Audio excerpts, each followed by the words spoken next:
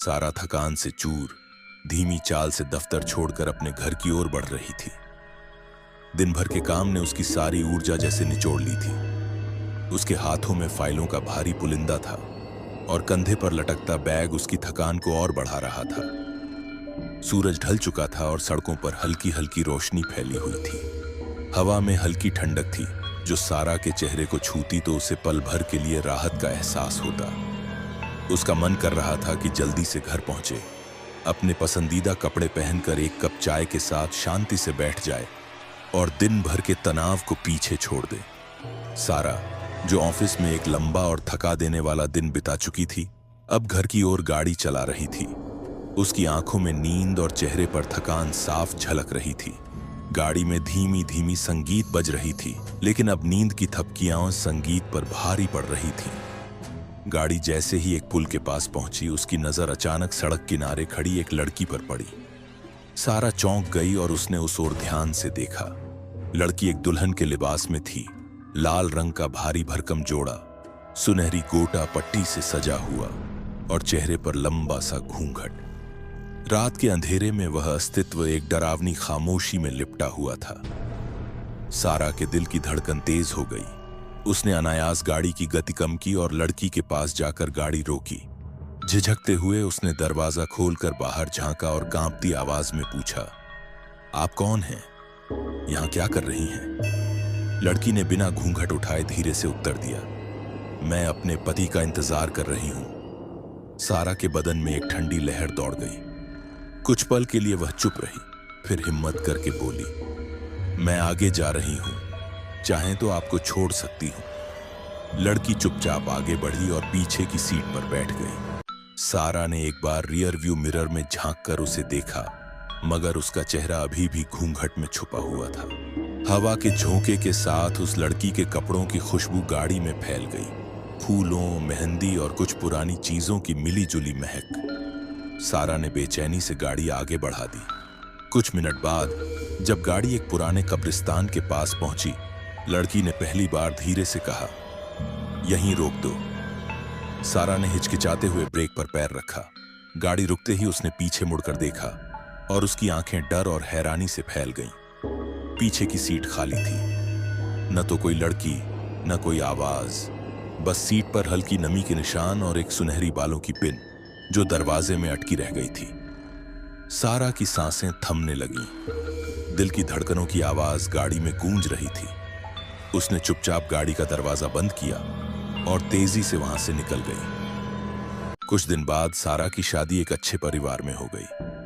वह खुशी खुशी अपने पति के साथ ससुराल पहुंची। लेकिन जैसे ही सारा ने अपने ससुराल का घर देखा, वह चौंक गई। ये कोई आम घर नहीं था, ये एक पुरानी वीरान सी हवेली थी। बाहर से ही इस पुरानी इमारत की दीवारों पर समय के घाव साफ दिखाई दे रहे थे। पुराने पेड़ जो हवेली के चारों ओर झुके हुए थे, रात के अंधेरे में अजीब सी सरगोशियां कर रहे थे। सारा ने खुद को तसल्ली दी कि शायद ये सब उसका वहम है। लेकिन अंदर जाते ही उसकी नजर एक कमरे पर पड़ी जिसका दरवाजा थोड़ा सा खुला था। अंदर झांक कर देखा तो एक बड़ी दीवार पर दुल्हनों की तस्वीरें लगी हुई थीं। पुराने जमाने की दुल्हनें, भारी लिबास में, चुप और गंभीर चेहरे।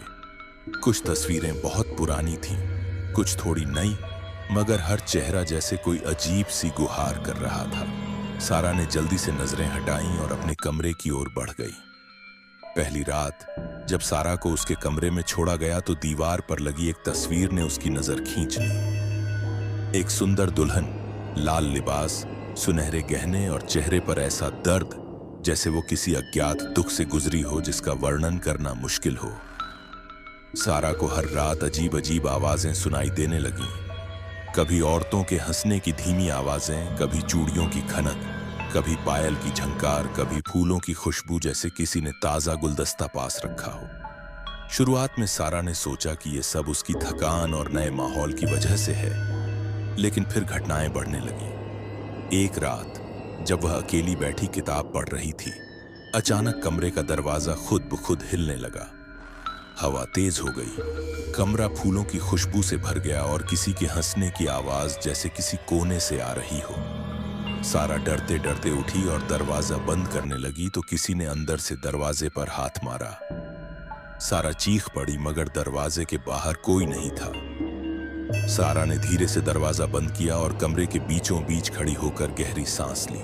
आज की थकान, रास्ते की वो रहस्यमयी दुल्हन और अब ये सुनसान सी हवेली, सब कुछ उसे किसी अनजाने डर में जकड़ रहा था। कमरा अजीब सी खामोशी में डूबा हुआ था। पुरानी लकड़ी की अलमारियां में मध्यम पीली रोशनी वाला बल्ब और दीवारों पर झूलते फीके पर्दे, हर चीज जैसे किसी पुरानी कहानी का हिस्सा लग रही थी। सारा ने खुद को संभाला और बिस्तर पर बैठ गई। वह थकान से इतनी चूर थी कि जल्दी ही नींद ने उसे अपनी आगोश में ले लिया। मगर रात के किसी पहर अचानक उसकी आंख खुल गई। कमरे में ठंडक असामान्य रूप से बढ़ गई थी। सारा ने कंबल में खुद को लपेटा और आंखें बंद करने की कोशिश की, मगर फिर उसे महसूस हुआ कि कोई उसे घूर रहा है। उसने हिम्मत करके आंखें खोली। कमरे के एक कोने में एक धुंधली सी परछाई नजर आ रही थी। सफेद दुल्हन के जोड़े में वही लड़की जिसे वो पुल पर मिली थी अब यहां मौजूद थी। उसका घूंघट अब भी चेहरे पर था, मगर अब वह थोड़ा सिर झुकाकर सारा को घूर रही थी। सारा का शरीर डर से सुन्न हो गया। वह चाहकर भी चीख नहीं सकी। अचानक लड़की ने धीरे धीरे घूंघट उठाया। सारा की सांसें थम गईं। चेहरा इंसान का था ही नहीं। आंखें खून की तरह लाल, होंठ नीले और उसका चेहरा ऐसा लग रहा था जैसे किसी ने उसे मोम की तरह पिघला दिया हो। लड़की ने ठंडी बेजान आवाज में कहा, मेरी शादी अधूरी रह गई थी, अब तुम्हारी बारी है। उसी पल सारा को ऐसा महसूस हुआ जैसे किसी ने उसके पैरों में जंजीरें डाल दी हों। वो हिल भी नहीं सकी। लड़की आगे बढ़ी और अपने ठंडे हाथ सारा की कलाई पर रख दिए। एक बर्फीले स्पर्श ने सारा के पूरे शरीर को जकड़ लिया। सुबह की हल्की रोशनी कमरे में दाखिल हो रही थी। हवा में अभी भी रात की दहशत बाकी थी।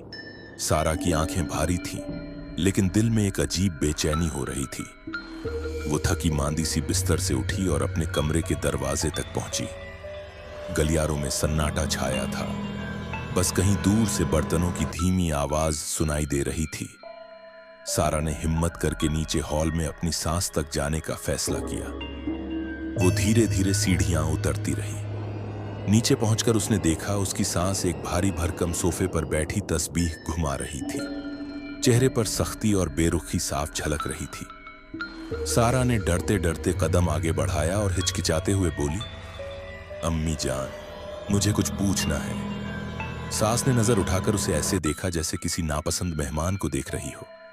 सारा ने हिम्मत जुटाते हुए कहा, ये हवेली, यहां रात को कुछ अजीब सा महसूस होता है। औरतों की हंसी, चूड़ियों की खनक, फूलों की खुशबू, ये सब क्या है? सास ने उसे एक सख्त चुभती हुई नजर से घूरा और तीखे लहजे में कहा, फिजूल बातें दिमाग में मत डाला करो, तुम्हें बस अपनी इज्जत का ख्याल रखना है। अब जाकर आराम करो। सारा को ऐसा लगा जैसे उसकी बात सुनकर सास के चेहरे पर एक पल को डर की परछाई दौड़ गई हो, लेकिन उसने तुरंत अपने हाव भाव बदल लिए। मायूस सी सारा ने लौटने का इरादा किया ही था कि पीछे से एक कमजोर सी आवाज आई, बेटा। सारा ने पलटकर देखा। एक बूढ़ी नौकरानी, जिसके चेहरे पर वक़्त की लकीरें जाल बन चुकी थीं, डरी डरी सी कांपते हाथों से एक पुराना कपड़ा निचोड़ती खड़ी थी। नौकरानी ने धीरे से कहा, बेटा, तुम्हें यहां नहीं आना चाहिए था। सारा का दिल जोर से धड़कने लगा। आंखों में डर झलकने लगा, लेकिन उससे पहले कि सारा कुछ पूछती, सास गुस्से से भड़क उठी और बोली, चुप रह बुढ़िया, अपनी औकात में रह, अपनी जबान बंद रख।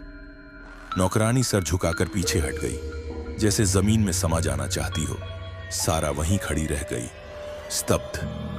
नौकरानी के शब्द उसके दिल में तीर की तरह चुभ चुके थे। तुम्हें यहां नहीं आना चाहिए था। सारा ने कांपते हाथों से दरवाजा खोला, लेकिन बाहर कोई नहीं था। बस गलियारे में दुल्हनों जैसे लाल निशान जो सीढ़ियों की ओर जा रहे थे। वो निशान सारा को नीचे हवेली के तहखाने की ओर ले गए, जहां पुराने लकड़ी के संदूक, फटे हुए पर्दे और जर्जर दुल्हनों के जोड़े पड़े थे। उन संदूकों में खून से सनी चूड़ियां, फटे हुए घूंघट और दुल्हनों की पुरानी तस्वीरें थीं। सारा को पता चला कि ये हवेली एक बदनसीब परंपरा की गवाह है। हर नई दुल्हन जो इस हवेली में कदम रखती, किसी न किसी रहस्यमयी मौत का शिकार हो जाती और उसकी तस्वीर अगले दिन दीवार पर लगा दी जाती। कभी भी पति को कुछ नहीं होता था, बस दुल्हनें या तो गायब हो जाती या मरी हुई मिलती थीं। सारा ने हिम्मत की और हवेली से भागने की कोशिश की, लेकिन दुल्हनों की आत्माएं उसके पीछे लग गईं। सारा भागती हुई उसी कमरे की तरफ दौड़ी जहां दुल्हनों की तस्वीरें टंगी थीं। वहां पहुंचकर सारा हैरानी से रुक गई। दीवार पर टंगी तस्वीरें जैसे जिंदा हो गई थीं। हर दुल्हन की आंखों में आंसू थे। कुछ के होंठ हिल रहे थे, जैसे कुछ कहना चाह रही हों। फूलों की खुशबू इतनी तेज हो गई कि सांस लेना मुश्किल हो गया। सारा ने चीख कर आंखें बंद कर ली। दुल्हनों की तस्वीरें हिलने लगी। कमरे में पुरानी शादियों की धुंधली धुन बजने लगी, जिसमें हंसी और रोने की आवाजें मिली हुई थीं। डर के मारे उसने एक कोने में रखे दिए को उठाया और बिना सोचे समझे तस्वीरों पर तेल छिड़क दिया। दुल्हनों की तस्वीरों से कराहने और चीखने की आवाजें आने लगीं। सारा ने कांपते हाथों से दिया तस्वीरों पर फेंक दिया। आग भड़क उठी। सारी तस्वीरें और उनकी काली आत्माएं तड़पने लगीं और धीरे धीरे जलकर राख हो गईं। जब वो बाहर पहुंची तो वो चौंक कर रुक गई। सामने बगीचे में एक नया ब्राइडल जोड़ा एक डमी पर लटका हुआ था। जोड़े पर ताजा मेहंदी के निशान थे और उस पर कुछ फूल अभी भी ताजा लगे थे, जैसे कोई नई दुल्हन तैयार की जा रही हो। नीचे एक पट्टी लगी थी जिस पर सुनहरे अक्षरों में लिखा था, अगली दुल्हन का इंतजार। सारा चीख मारकर अंधेरे में गुम हो गई।